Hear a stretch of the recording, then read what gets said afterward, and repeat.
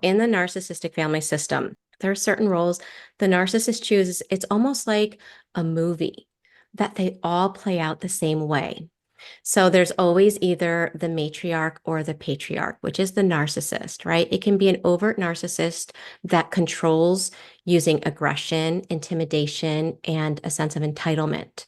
But it could also be a covert narcissist, sometimes that uses their partner to do their dirty work, so to speak, and they kind of hide behind a covert, in a covert way. Or they're emotionally abusive in the form of, I'm helping you.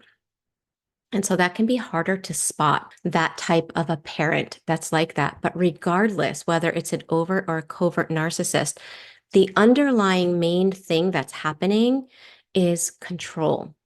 There's this sense of control over thoughts, feelings, behaviors, achievements that takes place in the family. So that's a narcissist. Now, yes, there can be an overt narcissist with a covert narcissist together, but we're not going to focus on that situation. We're going to really focus on the fact that oftentimes a narcissist will pair up with a codependent that can enable the narcissist behavior. And I want to stress that a codependent with a narcissist is usually a person stuck in a fawn trauma response. They're usually a scapegoated child, now adult, and they haven't realized that they didn't know about those dynamics. That was normal. And so, in these roles that we get stuck in, when we don't know about them, we can accidentally find ourselves in relationships that are similar. Okay, just to throw that out there. Then, obviously, the children come along. Let's say there's one child. If there's only one child, the spouse is not only the codependent stuck in a fawn trauma response, but also plays the role of scapegoat, and the child is the golden child. And that golden child is kind of like the narcissist viewing everything they wish they were, they put into that child. And they live kind of through that child. But even if that child isn't treated the same way as the scapegoat, it's still abusive because that child is not accepted for being their authentic self. That child is accepted for making that parent look good. Then obviously, if another child comes along, there's the scapegoated child, which is the opposite of the golden child, where the golden child can do no wrong, the scapegoat can do no right. So this is like the black sheep of the family.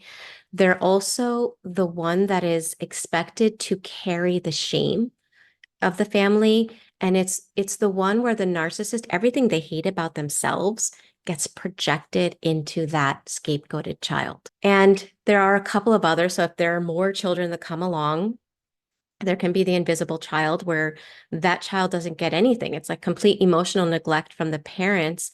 And oftentimes that child can get attached to a golden child or another child. And in the siblings, there could be a narcissistic and codependent relationship that's formed with an invisible child.